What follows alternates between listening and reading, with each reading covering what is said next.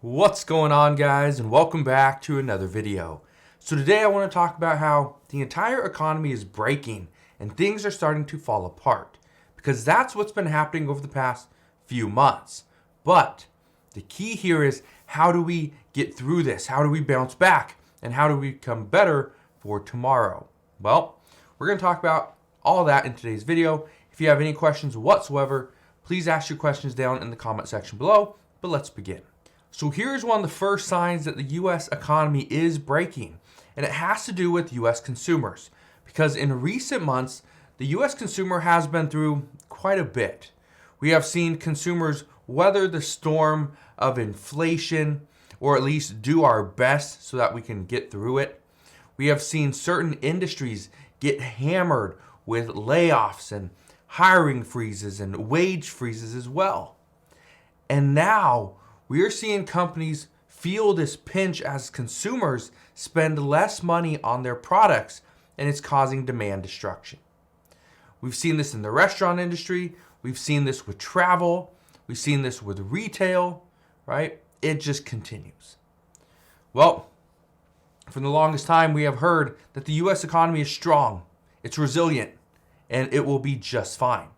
But without consumer spending, the economy will quickly lose steam. If we don't have consumer spending and spending like we used to, what's going to happen is companies are going to decide to tighten their belts. They don't just want to keep investing into their business in a time when, nobody's spending money, when they just want to stay afloat. That's their main goal. So, layoffs are going to happen. If consumers don't spend money, don't go to the business and spend money, that business is going to lay off employees. As that business lays off employees, the business will also probably take a hit. We will see credit get defaulted on. We will see suppliers stop getting payments. We will see suppliers lose contracts. Businesses will eventually go under, and as businesses go under, the people that they didn't lay off will then be laid off yet again, because there's no business to work for. Again, all this stuff's happening. We are starting to see the writing on the wall. It's been written for quite some time, but now we're starting to see it. It's happening in our neck of the woods, in our neighborhoods, right? Now, when all this stuff happens, guess what? The consumer is going to tighten their belt a little bit more than we already have. That is going to be a problem. So what does this mean moving forward? Well, this means we need to prepare. This means we need to have savings, put away. This is going to be key. We need to have some food in our pantry. That's going to be extremely important. Being able to pay for items using just cash and not a credit card will be critical. Like I said, if consumers are tightening their belts, we are not getting money, and we have a lot of debt. Guess what? We don't pay off that debt. We will default on that debt. And because we are seeing consumers tighten their belts as well, it's because of this, changes are going to happen sooner rather than later. So, here's what I want you to do. Just prepare. Prepare, because it is coming sooner rather than later.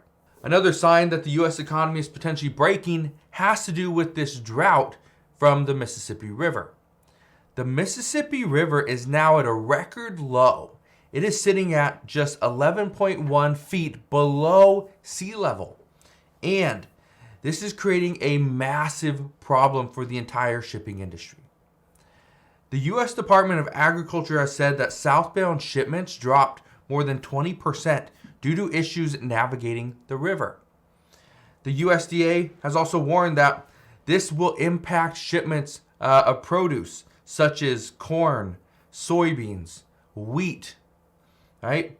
Even oil. They also say the river's barges are much cheaper than the alternative of a truck or even railroads, and 47% of wheat in the country is shipped down the Mississippi River. This is a major problem.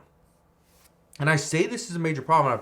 I've talked about this over the past couple of weeks. This isn't a new story because the Mississippi River, we started to see, the issues were incremental. They just slowly started, ticking up. Now it's pretty substantial. Somebody asked me the other day, well, why would it really matter if the Mississippi River, dried up? They understand for farmers and for water, but why for shipping? Shipping is the real concern. And when I was asked this, I was a little bit confused because, water is extremely important for farmers and for farming, but the shipping industry is major, right? They both are very important. But if we lose the Mississippi River, this doesn't mean that the products aren't going to make it. They're just not going to move. That's not the case. What this means is it's going to be more expensive.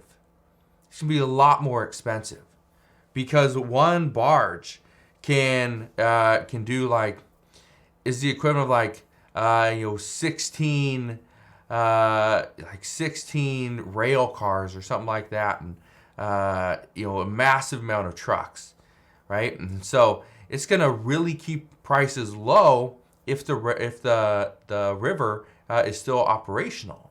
But if it's not, it makes things a lot more expensive. So that's the big worry, is that this is going to cause additional inflation, which again, inflation is one of the main worries that the American people have. And let's talk about the next problem. This is something that actually just came up this past week, but I want to touch on this because a lot of people are wondering, well, what do we do? Well, what we know now is that President Biden's student loan forgiveness plan is on hold as of making this video. We know that the 8th U.S. Circuit Court of Appeals granted the states an emergency petition, which means that the Biden administration is unable to start forgiving any student loan debt at this time. Now, what you need to keep in mind is that all the appeals court did was they froze the plan until it decides whether or not to keep the plan in place or place a hold for a little bit longer.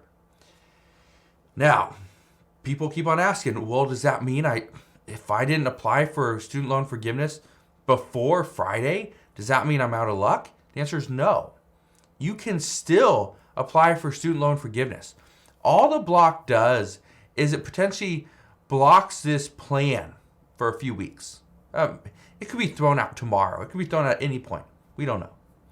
But key here is Republicans are trying to block this, and this isn't a.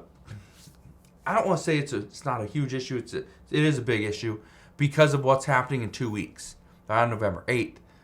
That's, I believe, why Republicans are trying to block this. Is Republicans don't have an issue with fixing the student loans, but what Republicans have an issue with is forgiving student loan debt, but not fixing the underlying problem. That's the issue. So as of right now, we're going to see what happens, but you can still apply for student loan forgiveness, right? President Biden, if student loan forgiveness gets pushed back and they cannot do it for whatever reason, and it gets pushed back for months, the plan B in place as of right now, according to multiple reports, is President Biden will come out and extend the student loan payment pause past January 1st. That would actually be fairly substantial because that means the people that have student loans in excess of $10,000, they would have to start making payments starting in January. Here's the thing.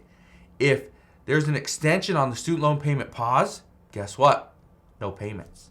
So there's a lot of big things happening, but this is why things are kind of starting to fall apart because of what's happening just 2 weeks on November 8th. So as we get a little bit closer, I promise I will fill you in on all the latest news and updates. Again, just want to thank you guys for watching. Have a wonderful rest of your day. Consider subscribing, and I'll see you guys on the next one.